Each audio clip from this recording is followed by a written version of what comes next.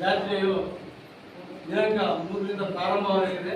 ಈಗಾಗಲೇ ಯಲ್ಲಪ್ಪನವರ ಅಧ್ಯಕ್ಷ ತಾತ್ಕಾಲಿಕವಾಗಿ ನಮ್ಮ ಕಂಚಿಮಾರಮ್ಮ ದೇವಸ್ಥಾನ ಸಮಿತಿ ಅಧ್ಯಕ್ಷರಾಗಿದ್ದಾರೆ.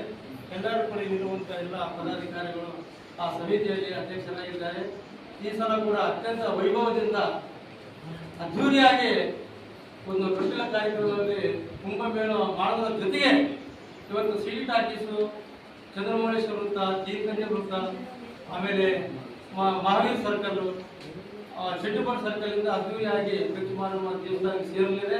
ತದನಂತರ ಮರುದಿನ ಬುಧವಾರ ಕುಂಭಮೇಳ ಮುಂದಿನ ಬೆಳಗ್ಗೆ 7 ಗಂಟೆಯಿಂದ ಈಗಾಗಲೇ ಹೇಳಿದಂತೆ ಕೂಡ ಅದ್ದೂರಿಯಾಗಿ ನಡೆಯಲಿದೆ.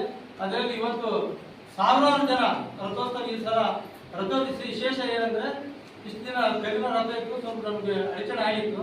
ಆ ಕಾರಣಕ್ಕಾಗಿ ಈ ಸಲ ನಾವೆಲ್ಲರೂ ಸೇರಿ ಒಂದು ಹೊಸ 4 ಗಾಲಿಗಳನ್ನು ಹೊಸದಾಗಿ ಈಗ ಕಟ್ಟಿಗೆ ಗಾಲಿಗಳನ್ನು ತಯಾರು ಮಾಡಿದ್ದೇವೆ.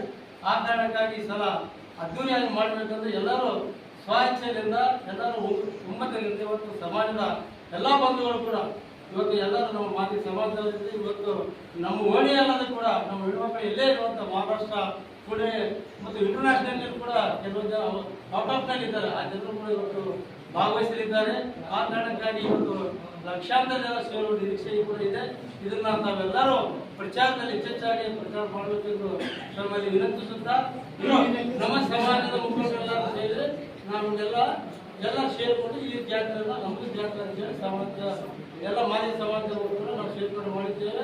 ಇನ್ನು ಅದರಲ್ಲಿ ಕೂಡ ಒಂದು 15 ಜನ ಕೂಡ 50 ಜನ ಕೂಡ ಆ ಉಪಸಮಿತಿಗೆ ಏನು ಕಾರ್ಯಕ್ರಮ ಎಲ್ಲ ಕಾರ್ಯಕ್ರಮ ಭಾಗವಹಿಸಿ ಉಪಸಮಿತಿ ಅಂತ ಕೂಡ ಒಂದು ಸಮಿತಿ ಪ್ರಚಾರ ಮಾಡಿದ್ದೇವೆ. ಅಂದ್ರೆ ಅದು ಒಳ್ಳೆ ರೀತಿಯಲ್ಲಿ ನಡ್ಕೊಳ್ಳಿಕ್ಕೆ ಎಲ್ಲ ಸಿಸ್ಟಮವಾಗಿ ಆ ವಾಲೆಂಟರ್ ಆಗಿ ಕೂಡ ನಾವು ಮಾಡಿದ್ದೇವೆ.